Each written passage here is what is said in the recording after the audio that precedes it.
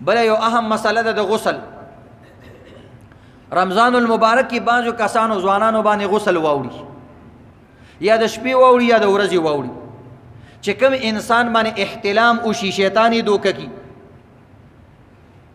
او غسل په واوړي او په خوب کې ویدا، نو دې سره روزه نه خرابېږي.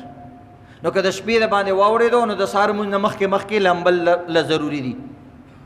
پېشمنې پکې خیر دی همداسې کولی شي، داسې نه چې لمبلو لځي او بس پېشمنې د نه پاتې شي. نو به لاس پې ووینځه او پېشمنې وکړه، نو خیر دی. دغه حالت کې خوراک څښاک انسان کولی شي. یا د ورځې داسې پې وشي نو بیا به غسل څنګه کې؟ نو که د پېشمني دي غسل کولو نو عام طریقه د غرغرې به هم کې او پوزې کې لږې اوبه هم راکاږه، سنت طریقې سره چې کوم دی غسل وکړه.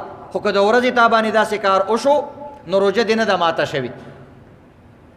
او د غسل طریقه څه ده؟ مخکې ما تاسو ته بیان کړې ده.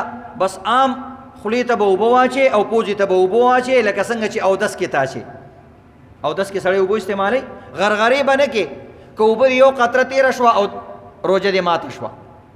او غرغره کول او پوزې کې اوبه راښکل دا سنت دي، دا فرض نه دي، د دې بغیر هم غسل کېږي. نو په روژه کې دا معاف دي. ماښام نه پس به یې کې که نه کې، هېڅ ضرورت نشته. ځکه فرض صرف اوبو خولې ته اچول دي، هغه ته واچولې، خوله دې کانګال کړه، بس فرض پوره شو. پوزې ته دې اوبه هم واچولې، فرض پوره شو. په ټول بدن اوبه واچوه، د ورځې دې طریقې سره به ته غسل وباسې. بهرحال دا څه مسایلو د رمضان او د روژې متعلق انشاءالله ورسره سره به نور مسایل تاسو ته بیانېږي. الله رب العزت دې روژه کې موږ ژوندي وساتي، او الله رب العزت موږ له د دې روژو صحیح طریقې سره د نیولو توفیق راکړي. او الله دې د دې روژې په برکت باندې زموږ د جسم نه او د دې ټول کائنات نه دا وبایي مرض ختم کړي. او د روژې چې څومره شرایط دي